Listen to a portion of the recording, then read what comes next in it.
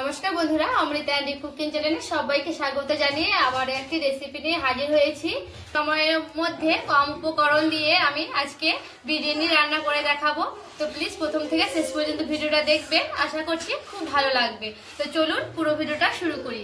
বন্ধুরা, আমি এখানে নিয়ে নিয়েছি বিরিয়ানির 1 কেজি চাল। এই চালটাকে আমি খুব সুন্দর করে ধুয়ে নেব 2 থেকে 3 বার। হালকা করে আলতো হাতে আমি এইভাবে ধুয়ে নিচ্ছি।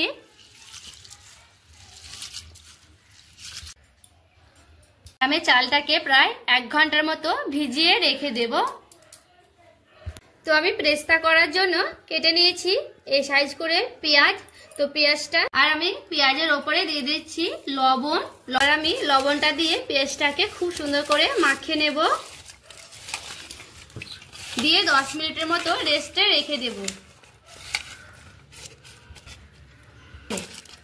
পেঁয়াজটা রেস্টে রেখে দিয়েছি 10 মিনিটের মতো। এদিকে আমি একটা ভাজা মশলা রেডি করে নেব, সেগুলো একবার দেখে। এখানে আমি 2 চামচের মতো নিয়ে নিয়েছি সাদা জিরে, আর নিয়ে নিয়েছি শুকনো লঙ্কা, আর দেব দারচিনি 2টোর মতো, আর দেব এলাচ,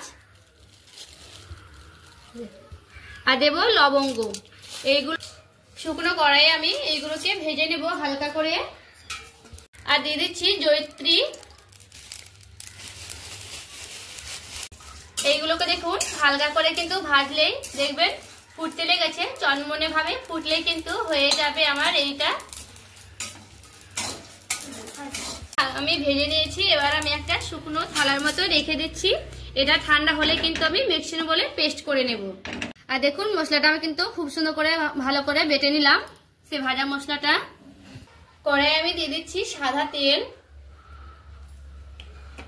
আর দেখুন পেঁয়াজগুলো কিন্তু আমি অনেকক্ষণ ধরে রেখেছি লবণ দিয়ে বলে পেঁয়াজে কিন্তু জল বেরিয়ে যাচ্ছে। আর এইভাবে যখন তেলে দিবেন, তেলে দেওয়ার সময় কিন্তু চিপে চিপে তেলে দিতে হবে পেঁয়াজগুলো। তেলে দেওয়ার সময় পেঁয়াজটা কিন্তু আমি খুব সুন্দর করে চিপে চিপে তেলে দিয়ে দিচ্ছি। আর এইভাবে হালকা করে ভাজতে থাকবো। দেখুন বন্ধুরা, আমার পেস্তাটা কিন্তু খুব সুন্দরভাবে ভেজে নিয়েছি। এবার আমি একটা এই ফুটো ফুটো ঝাঁঝরির সাহায্যে আমি তেলটাকে ঝারিয়ে উঠিয়ে নেব।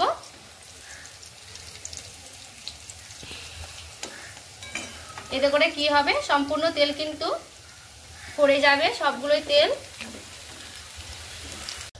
দেখুন আমি তেলটাকে ঝারিয়ে একটা ভালো ছিতরা এইভাবে আমি ঝারিয়ে নিচ্ছি গরম গরম অবস্থায়। দেখুন ঠান্ডা করতে আমি দিয়ে দিচ্ছি। ওইদিকে আমার পেস্তাটা ঠান্ডা হতে হতে আমি চিকেনগুলোকে ভালো করে মাখিয়ে নেব। তো দেখুন এইভাবে আমি নিয়ে নিচ্ছি।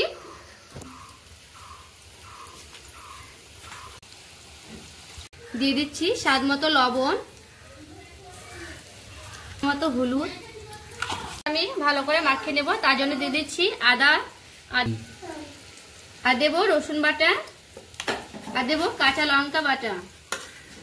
ঝালটা আপনাদের স্বাদ মতো। দিয়ে দিচ্ছি ধনে পাতা কুচনো। আমি এই পেস্তাটি রেখে দিলাম, শেষে আমার কাজে লাগবে, তার জন্য। বিরিয়ানি মশলা দিয়ে দিচ্ছি আমি একটা গোটা থেকে অর্ধেকটা গোটায় আমি কিন্তু বিরিয়ানি মশলা দিয়ে দিচ্ছি। দিচ্ছি সাদা তেল,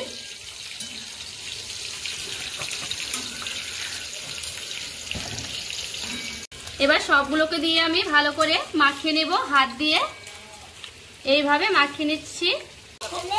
আমি লিকুইড দুধ দিয়ে নিয়েছি, আর 2 চামচের মতো দিয়ে দিচ্ছি গুঁড়ো দুধ। দিয়ে গুঁড়ো দুধটাকে দিয়ে হালকা করে এইভাবে নেড়ে নেব।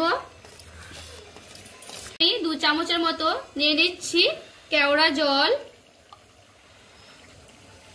2 চামচের মতো আমি নিয়ে নিলাম। আর আমি নিয়ে নিচ্ছি গোলাপ জল 2 চামচের মতো। সামান্য দিয়ে দিচ্ছি মিঠে আতর, অল্প একটু দেব। এগুলোকে দিয়ে ভালো করে নাড়াচাড়া করে নিয়ে একটু রেস্টে রেখে দেব। দেখুন এই আলুটি আমি ভেজে নেব। দেখুন আলুটা কিন্তু আমার খুব সুন্দর করে ভেজে নিয়েছি। এবার আমি উঠিয়ে নিচ্ছি।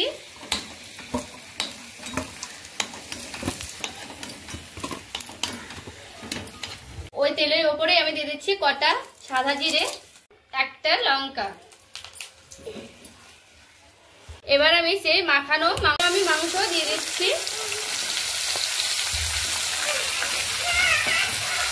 2 চামচের মতো আমি দিয়ে দিচ্ছি এখানে টমেটো পেস্ট। পরে আমি মাখিয়ে নেব মাংসটাকে। ঢাকাটা উঠিয়ে দেখবো। আর দেখুন এইভাবে হালকা হালকা করে কিন্তু কষতে থাকতে হবে। আর সেই মাংসের ওপরে আমি দিয়ে দিচ্ছি সেই ভাজা আলুগুলো আলু আর মাংস একসঙ্গে কিন্তু আমি ভালো করে সেদ্ধ করে নেব। এবার হালকা করে নেড়ে চেড়ে ঢাকা দিয়ে দিচ্ছি। কেওড়া জল আর গোলাপ জলটা অল্প 3 থেকে 4 চামচের মতো আমি এই মাংসের ওপরে দিয়ে দিচ্ছি। মানে আলুতে আর মাংসতে একটু ঢুকবে, তবে সেন্টটা ভালো লাগবে তার জন্য। বিরিয়ানির চিকেনটা আমার কিন্তু পুরোপুরি ভাবে রেডি হয়ে গেছে। এবার আমি এটাকে নামিয়ে নেব। এদিকে আমি ভাত তৈরি করব, তার জন্য দেখুন জলটা আমি গরম করতে বসিয়ে দিয়েছি আর ঢাকনাটা আমি দিয়ে দিচ্ছি। আর ঢাকনার উপরে দিয়ে দিচ্ছি আমি 4টের মতো তেজপাতা, আর দিচ্ছি দারচিনি, আর দেব 4টের মতো এলাচ, আর দেব 4টের মতো লবঙ্গ, হাত মতো লবণ। আমার ততক্ষণ ফুটতে থাক। দেখুন জলটা আমার ফুটে গেছে আর আমি সবগুলো দিয়ে দিচ্ছি সেই জলে। ভেজানো চালটা আমি দিয়ে দিচ্ছি সেই জলে।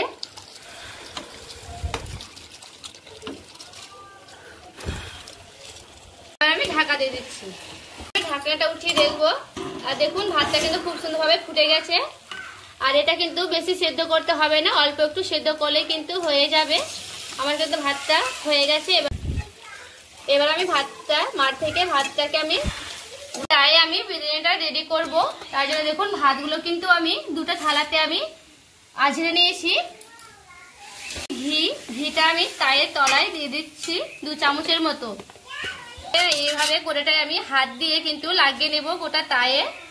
দেখুন গোটাটা তায়ে কিন্তু আমি ঘিটা লাগিয়ে নিয়েছি। আর দিয়ে এবার আমি দিয়ে দিচ্ছি 2 চামচের মতো ভাত। গোটাটাই আমি হালকা করে এভাবে ঘুরিয়ে ঘুরিয়ে দিয়ে দেব।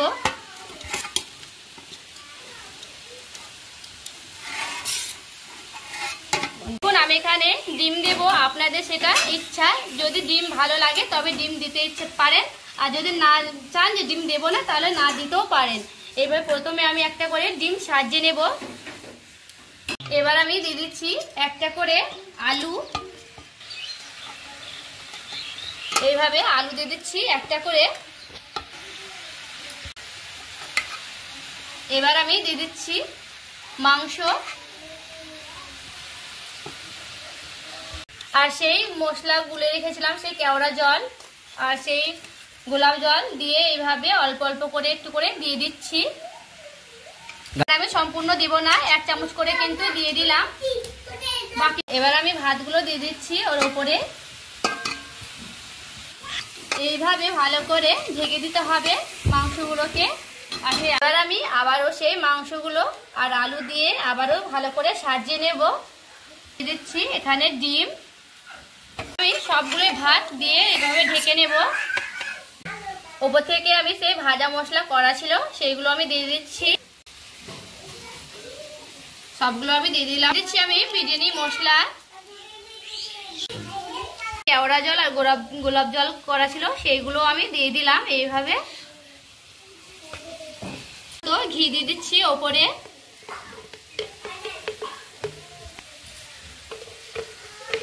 সেই বেঁচে রাখা সেই পেঁয়াজের পেরেস্তাটি আমি ওপর থেকে এইভাবে দিয়ে দিব।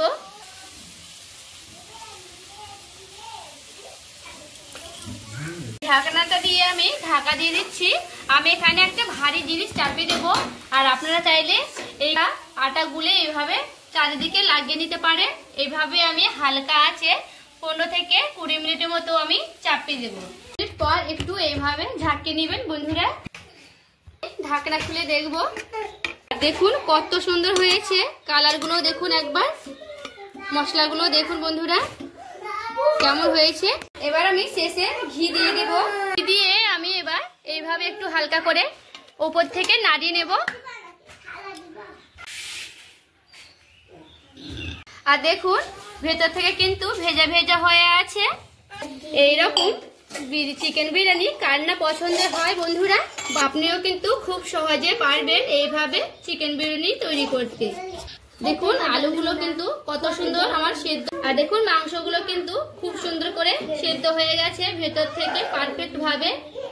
কেমন হয়েছে বন্ধুরা অবশ্যই কিন্তু কমেন্ট করে বলবেন, আর ভালো লাগলে লাইক করবেন, চ্যানেলটাকে সাবস্ক্রাইব